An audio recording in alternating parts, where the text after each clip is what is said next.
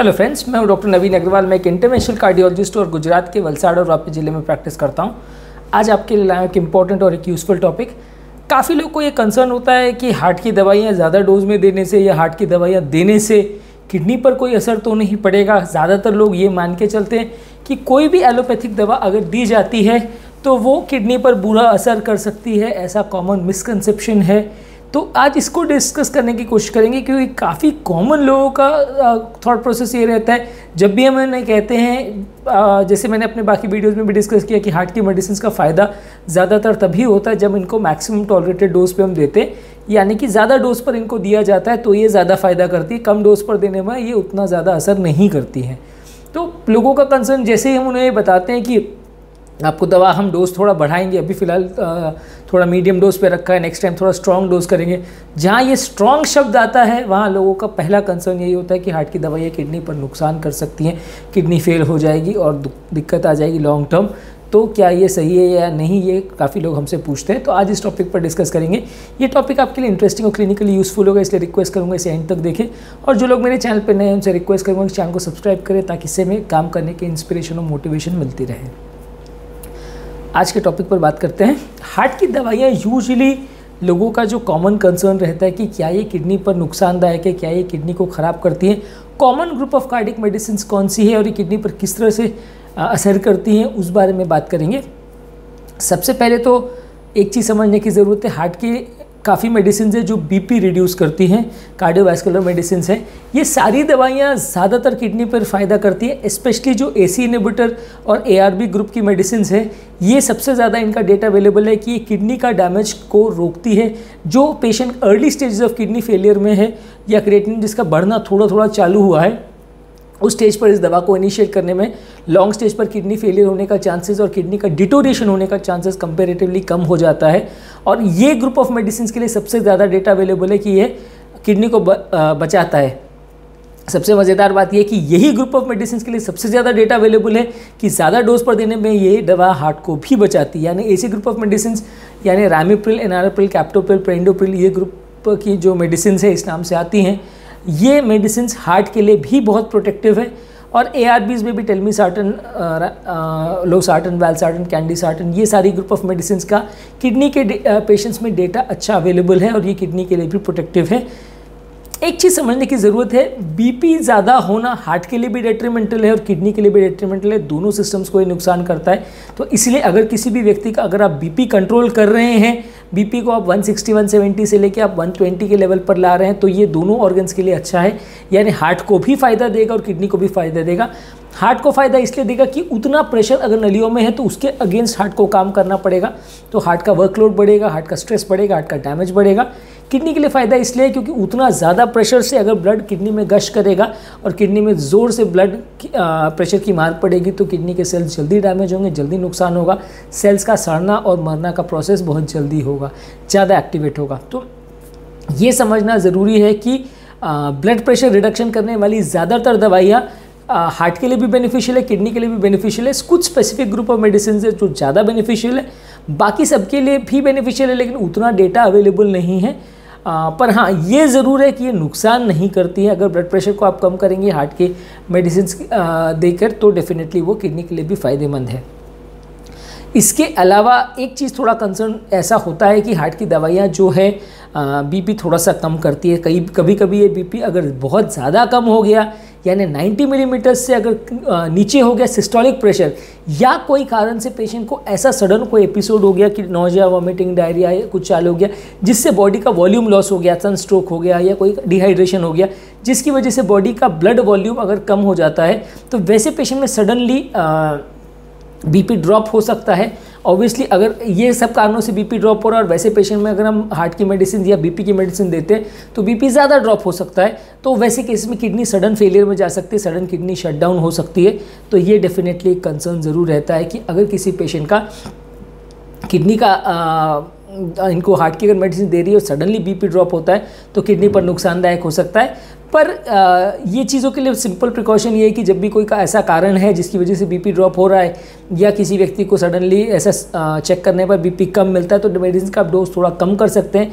BP को 100-110 के आसपास या उससे ऊपर ही मेंटेन करें, 120-130 के आसपास मेंटेन करें। 90 से नीचे सिस्टोलिक प्रेशर को जाने ना दे तो ज़्यादा अच्छा है, नहीं तो ये किडनी के लिए नुकसानदायक हो सकता है। ये एक सिचुएशन है जहाँ हार्ट की मेडिसिन कभी कभी किडनी के लिए डेट्रीमेंटल हो सकती है अगर ब्लड प्रेशर सडनली ड्रॉप हो जाता है और दवाओं को एडजस्ट करने का टाइम नहीं मिलता। तो वैसे सिचुएशन में बस आपको ये ध्यान रखना है कि ऐसा अगर कोई भी सिचुएशन में आप फंसे हो कि लूज मोशन हो रहे हैं, वॉमिटिंग हो रहा है, आप खाना नहीं खा पा रहे हो या नमक का इंटेक बहुत ज़्यादा सडनली कम हो गया कोई और कारण से, तो वहाँ पे आप मेडिसिन का डोजेज को कंपैरेटिवली कम कर सकते हैं। बार बार बीपी को चेक कर सकते हैं। अगर बीपी आपको डेफिनेटली कम मिल रहा है तो उस दिन का बीपी का मेडिसिन का डोज आप स्किप कर सकते हैं। तो ये एक सिंपल टेस्ट है, अपने इसको तरह की प्रॉब्लम से अपने आप को बचाने के लिए एक सिंपल एक नुस्खा है।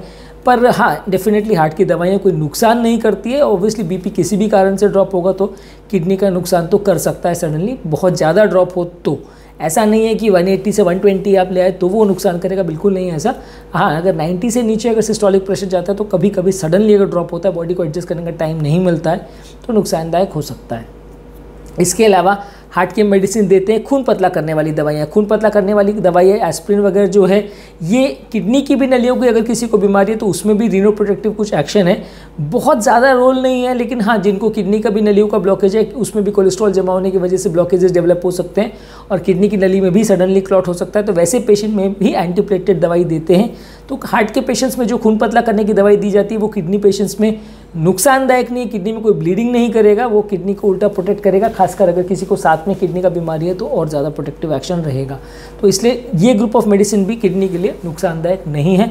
बहुत ज़्यादा किसी को अगर ब्लीडिंग हो गई दवा से और सडनली बीपी ड्रॉप हो गया और हाइपोटेंशन हो गया और किडनी फेलियर हो गया, लाखों में एक आध केस में हो सकता है, पर दैट इज़ एक्सट्रीमली रेयर। और ऑब्वियसली अगर इतना ज़्यादा ब्लीडिंग होगा कि 1.5-2 लीटर ब्लड निकल गया तो ऑब्वियसली सडनली आदमी को पता तो चल जाएगा। ऐसा बहुत ही रेयर है कि इंटरनल ब्लीडिंग इतना ज़्यादा हो जाए और आदमी को पता ना चले, एक्सट्रीमली रेयर है, तो वैसा चांस कम ही है। तीसरा ग्रुप ऑफ मेडिसिन है कोलेस्ट्रॉल घटाने वाली दवाई।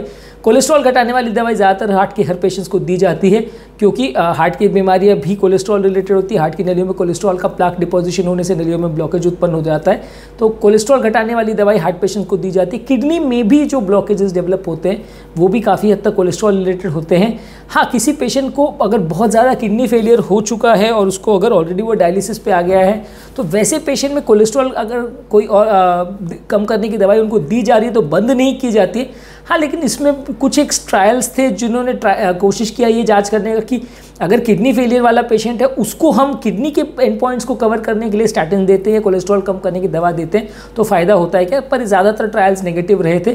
किडनी में बहुत ज़्यादा फ़ायदा नहीं करता पर डेफिनेटली नुकसान भी नहीं करता है, कुछ ना कुछ फ़ायदा ही करेगा क्योंकि किडनी के ब्लॉकेजेस कम होंगे।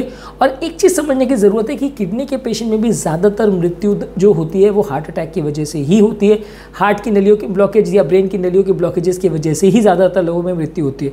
तो ऑब्वियसली अगर किडनी के पेशेंट्स में आप कोलेस्ट्रॉल रिड्यूसिंग मेडिसिन दोगे तो किडनी के लिए वो भले बेनिफिशियल हो नहीं हो, किडनी को सुधारे या नहीं सुधारे, क्रिएटिन बढ़ना सुधारे या नहीं सुधारे, लेकिन वो हार्ट के लिए तो डेफिनेटली बेनिफिशियल है।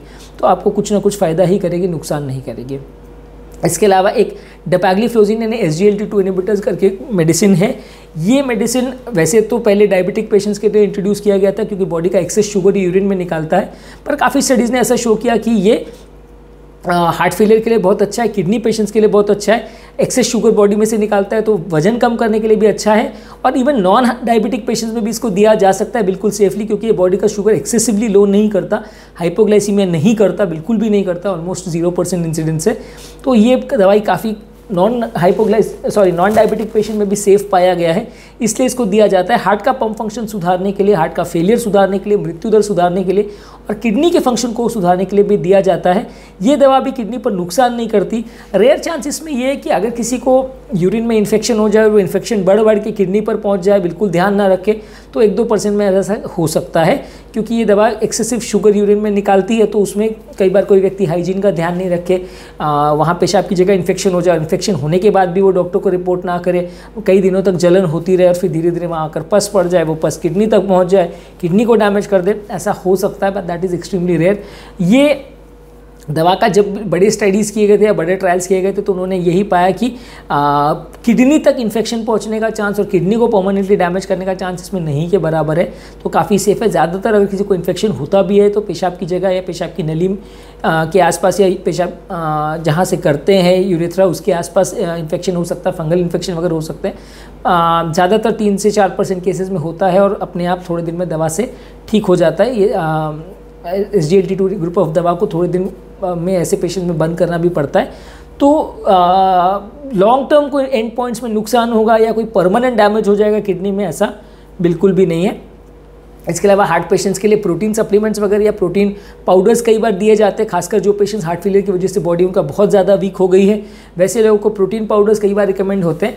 अगर कोई पेशेंट किडनी फेलियर के अर्ली स्टेजेस में है, यानी क्रिएटिनिन उनका 1 के आसपास से 1 से थोड़ा बढ़ना चालू हुआ है, 2 तक जा रहा है, बॉर्डरलाइन किडनी फंक्शन है, GFR उनका डिक्लाइन होना चालू हुआ है, वैसे स्टेज में रिकमेंड किया जाता है कि बहुत हाई डोज प्रोटीन नहीं लेना चाहिए एक्चुअल में। लेकिन वो बहुत हाई डोज और हाई डोज का कॉन्सेप्ट जो है वो वेस्टर्न के लिए ज़्यादा एप्लीकेबल है, फॉरेन कंट्रीज़ के लोगों के लिए ज़्यादा एप्लीकेबल है, क्योंकि वो नॉन वेजिटेरियन बेस्ड डाइट लेते हैं तो उनका डाइट में वैसे भी प्रोटीन ज़्यादा रहता है। तो बहुत ज़्यादा प्रोटीन अगर वो लेंगे तो किडनी को डैमेज करेगा, ऐसा बोला जाता है। पर हमारा इंडियन डाइट नॉर्मली भी प्रोटीन डेफिशिएंट डाइट ही होता है, खासकर वेजिटेरियन लोगों का डाइट, क्योंकि नॉर्मल जो रिकमेंडेड प्रोटीन का अलाउंस है वह 1 ग्राम पर केजी बॉडी वेट है, यानी 60 किलो के आदमी को 60 ग्राम पर डे प्रोटीन खाना चाहिए।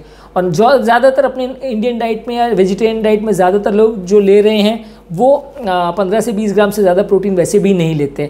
तो अगर आप एक्स्ट्रा प्रोटीन ले भी रहे तो उतना नुकसानदायक नहीं है, लेकिन हाँ early stages of kidney failure में ज़्यादा प्रोटीन लेना थोड़ा सा नुकसानदायक किडनी के लिए हो सकता है।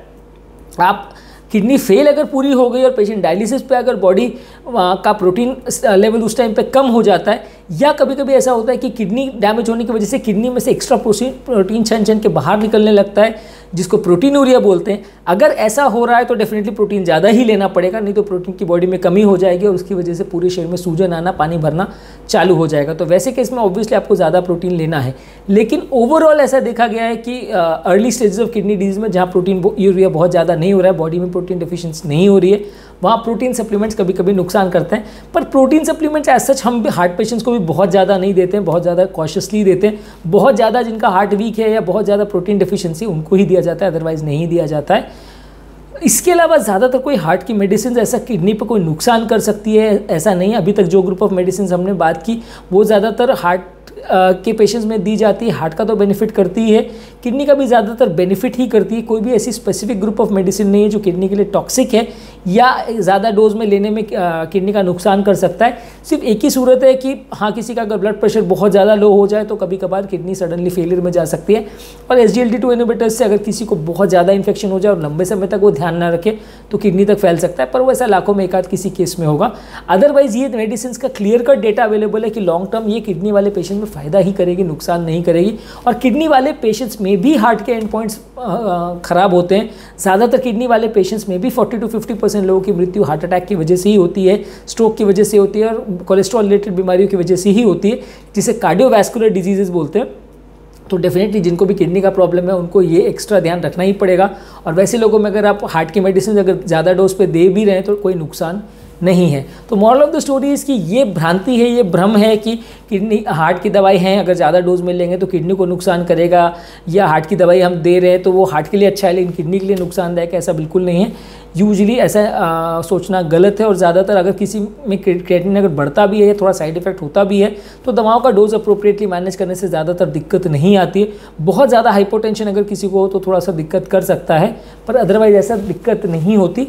एक रेयर ग्रुप है कि किसी का अगर एक ही किडनी फंक्शनल हो तो वैसे केसेस में कई बार ACE inhibitor group of medicine मना होती है, क्योंकि ये सिंगल किडनी का अगर फंक्शनिंग या जो यूरिन प्रोडक्शन है वो कई बार इस एंजाइम पर डिपेंडेंट रहता है। तो वैसे केसेस में डॉक्टर आपको वैसे ही ये दवाई नहीं देगा। सिंगल फंक्शनल किडनी अगर है तो ये दवा नहीं देगा वैसे भी आपको, पर अदरवाइज ज़्यादातर पेशेंट्स में ये दवाइयाँ नुकसान बिल्कुल ही नहीं करती हैं। हमारे चैनल का बेसिक पर्पज़ ये है कि हार्ट और हेल्थ से रिलेटेड साइंटिफिकली करेक्ट इन्फॉर्मेशन हम आपके लिए इजीली अवेलेबल करते हैं, ताकि इस तरह के इन्फॉर्मेशन के लिए आपको जगह जगह भटकना नहीं पड़े, डॉक्टर्स और फ्रेंड्स और रिलेटिव्स पर डिपेंडेंट ना रहना पड़े।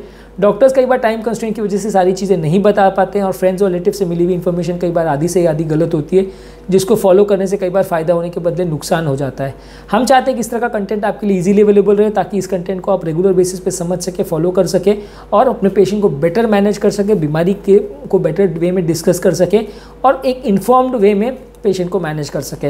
यदि आपको हमारे चैनल का कॉन्सेप्ट अच्छा लगता है तो वीडियोस को लाइक कीजिए, चैनल को सब्सक्राइब कीजिए। यदि आपको लगता है कि कंटेंट आपके फ्रेंड्स और रिलेटिव्स के लिए यूज़फुल है तो इसका लिंक को उनके साथ शेयर कीजिए। और यदि इस टॉपिक से रिलेटेड आपकी कोई क्वेरीज़ हैं या आपको ऐसा लगता है कि कोई और टॉपिक्स पर फ्यूचर में हमें वीडियोस करनी चाहिए तो उसके बारे में नीचे कमेंट सेक्शन में बताइए, ताकि फ्यूचर में उन टॉपिक्स को हम कवर कर सकें।